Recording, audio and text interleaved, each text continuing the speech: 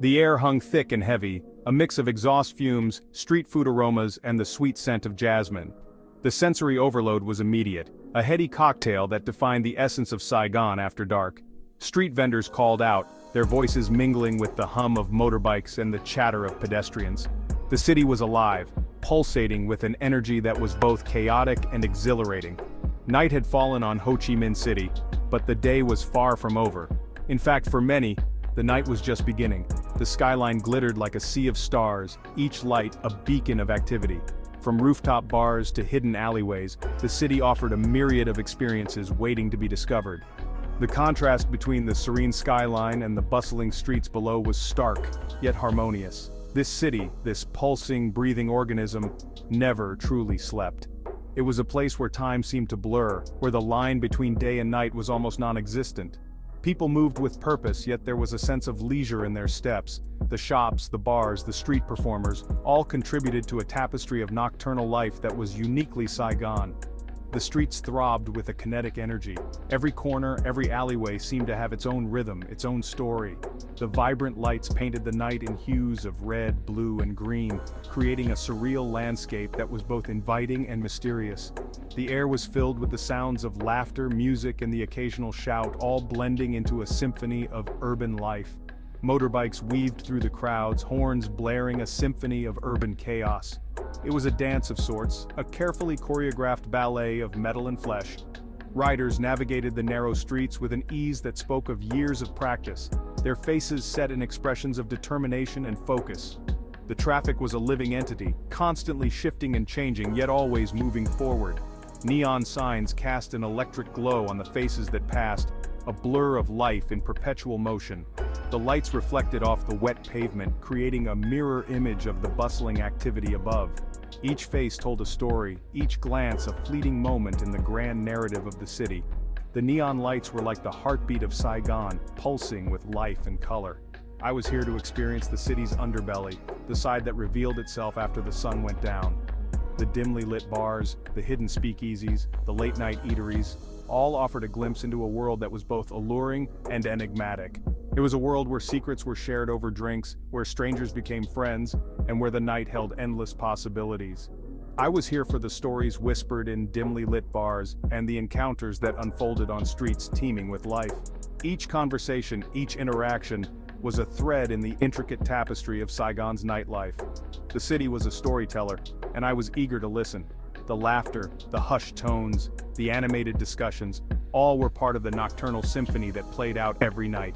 My destination, Bui Vien Street, the undisputed heart of Saigon's nightlife, and a magnet for the city's vibrant freelance community. This was where the city's soul was laid bare, where the energy was palpable, and where the night truly came alive.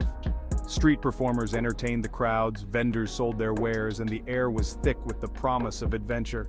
Bui Vien Street was more than just a location, it was an experience, a microcosm of Saigon's vibrant and unyielding spirit. Bui Vien was an assault on the senses. The street pulsed with a frenetic energy. Music spilled out of every doorway, a cacophony of genres competing for attention. Tourists and locals alike thronged the narrow street, their laughter and chatter mingling with the incessant beat of the music. Street vendors hawked their wares, their voices a melodic chant above the din. The air crackled with anticipation. This was a place where inhibitions were shed like snakeskin, where the night held the promise of endless possibilities.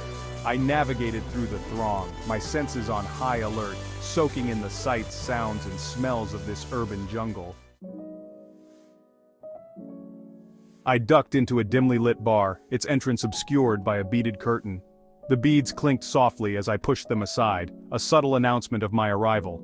Inside, the air was thick with cigarette smoke and the murmur of conversation. The scent of tobacco mingled with the faint aroma of spilled beer, creating a heady atmosphere that was both intoxicating and nostalgic. The bar was crammed with a mix of locals and expats, their faces illuminated by the flickering glow of the television screens. The screens displayed a variety of programs from local news to international sports, casting a kaleidoscope of colors across the room. This was a haven for Saigon's freelancers, a place to unwind after a long day of chasing deadlines and clients. The bar offered a unique blend of relaxation and productivity, where the clinking of glasses was often accompanied by the tapping of keyboards. I found an empty stool at the bar and ordered a Saigon Special, the local beer. The bartender, a middle-aged man with a friendly smile, slid the cold bottle across the counter with practiced ease. As I nursed my drink, I observed the scene around me. The bar was a microcosm of the city's vibrant freelance community, each person engrossed in their own world, yet connected by the shared space. At a table near the back, a group of young Vietnamese freelancers huddled over laptops, their fingers flying across the keyboards. They were deep in concentration, their faces reflecting the glow of their screens. They spoke in hushed tones, their faces illuminated by the blue light of their screens. The quiet intensity of their work was a stark contrast to the lively chatter and laughter that filled the rest of the bar. It was a scene that perfectly captured the dual nature of the place, a sanctuary for both work and play. The bartender moved with a practiced grace, cleaning glasses and chatting with patrons. His presence was a comforting constant in the ever-changing landscape of the bar. I took another sip of my Saigon Special, the cold liquid a refreshing counterpoint to the warm, smoky air. The condensation on the bottle mirrored the beads of sweat on my forehead, a reminder of the humid night outside. Nearby, a group of friends laughed and clinked their glasses together, their camaraderie infectious. It was moments like these that made the bar more than just a place to drink. It was a community, a refuge from the hustle and bustle of the city. As the night wore on, some of the freelancers began to pack up their laptops, their work for the day finally done. They exchanged tired smiles and a few last words before heading out into the night, ready to face another day of deadlines and clients. I finished my drink and made my way to the exit, the neon sign outside casting a soft glow on the quiet street. The night was still young, and the city of Saigon was alive with possibilities. I struck up a conversation with a young woman named Lynn, a freelance graphic designer. She spoke perfect English, her words tinged with a slight American accent. She told me about her life in Saigon, about the challenges and rewards of being a freelancer in a rapidly changing city.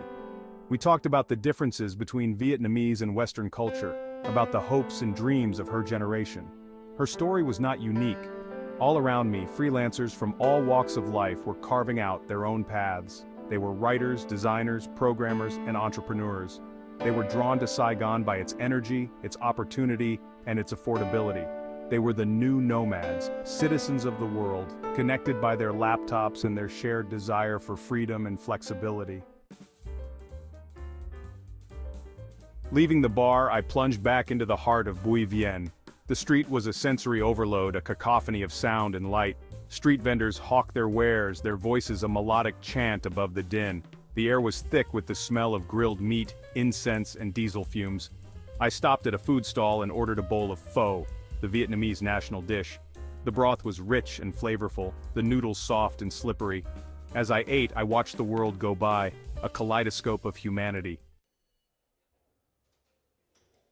I wanted a different perspective on this urban jungle. My feet, and a tip from Lynn, led me to a rooftop bar a few blocks away from the chaos of Bui Vien. The elevator climbed slowly, anticipation building with each floor. As I stepped out onto the rooftop, I was greeted by a breathtaking panorama of the city. The Saigon skyline glittered like a jewel box, a million points of light piercing the darkness.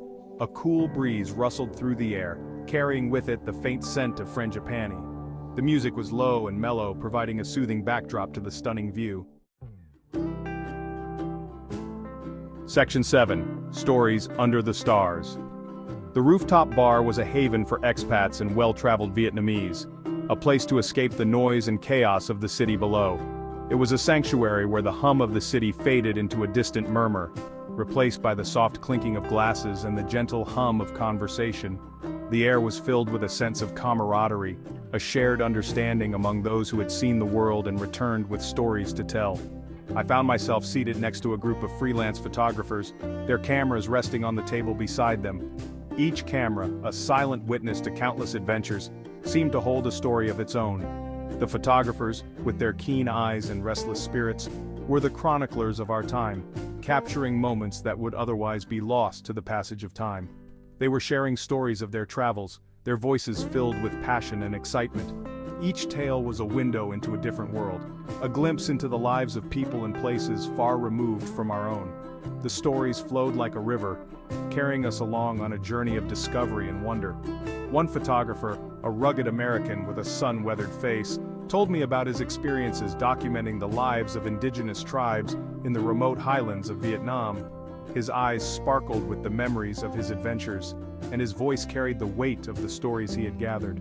He spoke of the resilience and strength of the tribes, their deep connection to the land, and the challenges they faced in a rapidly changing world. His photos, he said, were his way of giving a voice to the voiceless. Each image was a testament to the lives and struggles of the people he had met, a way to share their stories with the world. As he showed me his photos, I could see the pride and responsibility he felt in his work, a commitment to telling the truth and honoring the people he had photographed. Another photographer, a young Vietnamese woman with a quick smile, chimed in with a story about her recent trip to India, where she had photographed the Holi festival, a riot of color and celebration. Her eyes lit up as she described the vibrant scenes, the joy and exuberance of the festival goers, and the challenge of capturing the essence of such a dynamic event. Her photos, she explained, were a way to share the beauty and diversity of the world, to inspire others to see the world through her lens. As the night wore on, the stories continued to flow, each one adding to the tapestry of experiences that made up the evening.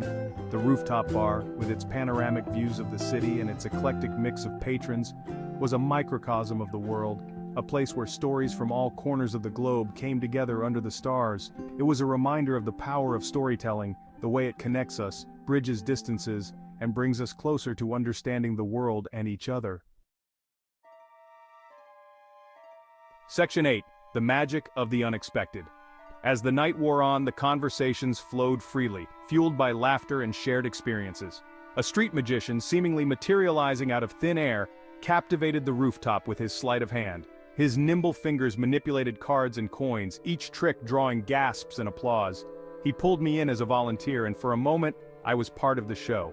The impossible unfolded before my eyes, a welcome dose of wonder in a city that never ceased to amaze. Section 9. A city that never sleeps, dreams that never fade. The sky began to lighten, the first hint of dawn painting the horizon with streaks of pink and orange. The city below was still pulsing with life, but the frenetic energy of the night had given way to a more subdued hum. It was time to say goodbye, to let Saigon slip back into its daytime rhythm. As I made my way back to my hotel, the streets were already coming alive with activity. Street vendors were setting up their stalls, and the smell of coffee and freshly baked bread filled the air. Section 10. Until next time, Saigon. Saigon had revealed another side of itself, a side that existed in the shadows and emerged under the cover of darkness. It was a side that was raw, gritty, and full of life.